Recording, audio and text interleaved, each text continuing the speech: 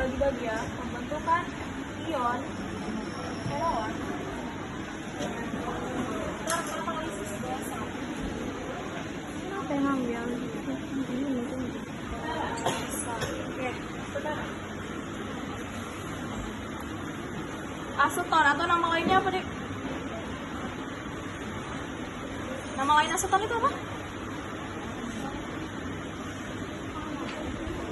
Iya, apa tadi namanya? Iya, propanon. Gugus apa ini? Atau aldehid. Keton. Aldehid gimana? C apa? Ini apa? Nah, gara-gara saya buat ini. Udahlah, itu aldehid ya. Jadi ini si keton namanya. Tahu ini apa? Apa itu hidrogen alfa?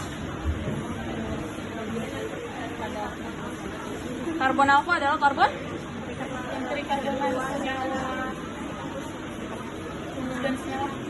Jadi karbon alfa itu karbon yang terikat atau berdekatan langsung dengan gugus fungsi. Bukan hanya gugus karbonil aja ya, tapi gugus fungsi. Itu dia karbon alfa. Ingat itu urutannya ya. Nah, udah.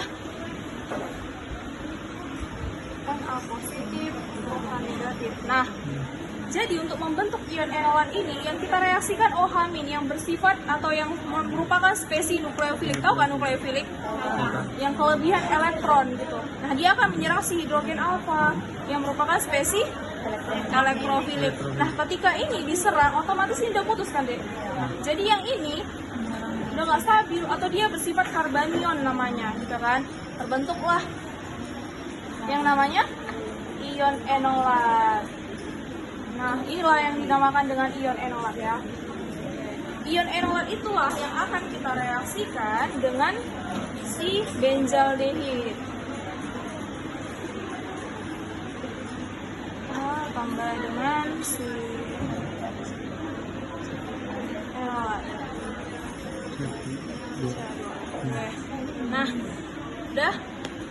Yang kedua ini serangan nukleofilik terhadap anion. Maksudnya gimana? Nah, di prinsip, kalian tahu nggak pengertian kondensasi itu apa? Di benzal sintesis ini termasuk ke kondensasi apa sih? Aldol. Nah, sebelum kita ke kondensasi aldol, apa itu kondensasi? Kita belajar panjang lebar ya kan, kondensasi nggak tahu artinya apa.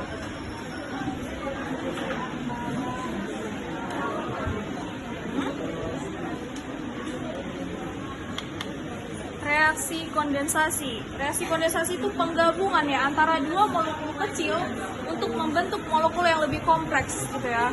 Nah, di mana nanti dia ada hasil samping senyawa kecil, yaitu siapa hasil sampingnya di sini?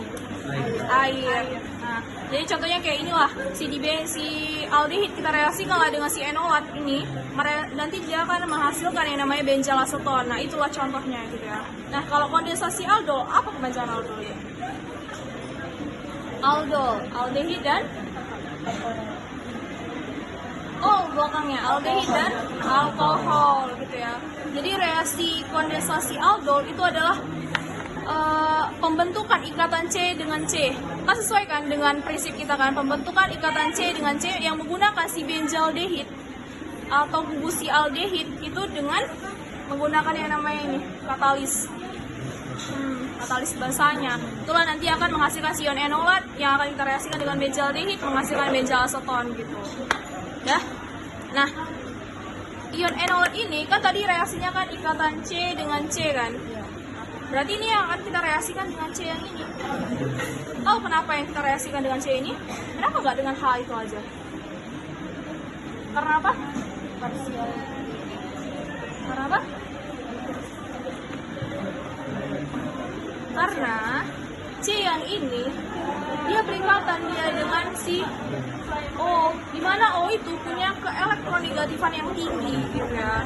Nah, otomatis O ini dia tuh haus akan elektron gitu deh. Jadi O ini akan menarik elektron dari si C ini. Makanya C ini nanti akan bersifat parsial positif dan O ini akan bersifat parsial negatif gitu ya.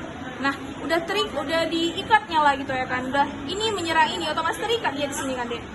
Nah, paham kan? Atau perlu saya gambarkan lagi? Oke, udah terikat lah mereka di sini kan. Otomatis C yang ini berikatan ke Udah berapa ininya? Udah 5 ikatannya kan? Nah, udah nggak stabil lagi, nggak memenuhi aturan oktet. Nah, supaya dia stabil, ini kan ikatan rangkap. Ikatan rangkap itu apa aja? Sigma dan pi. Nah, yang kita putus itu adalah ikatan pi-nya, dia lebih mudah untuk diputus. Udah diputus lah, ini dikasihlah elektron ikatan pi itu tadi, dikasihlah ke si O. Otomatis O ini kan udah kelebihan kan? Udah 5 elektron bebasnya, udah nggak stabil lagi dia. Nah, supaya dia stabil, tadi di atas kan udah tinggal Na positif. Nah, oh iya, ini OH menyerah hidrogen alfa menghasilkan apa di sini? H2. Atau reaksi apa namanya? Dehidrasi. Oke, benar, pahamnya. Easy kan? Nah, dah. O yang nggak stabil ini tadi akan direaksikan dengan siapa? A positif.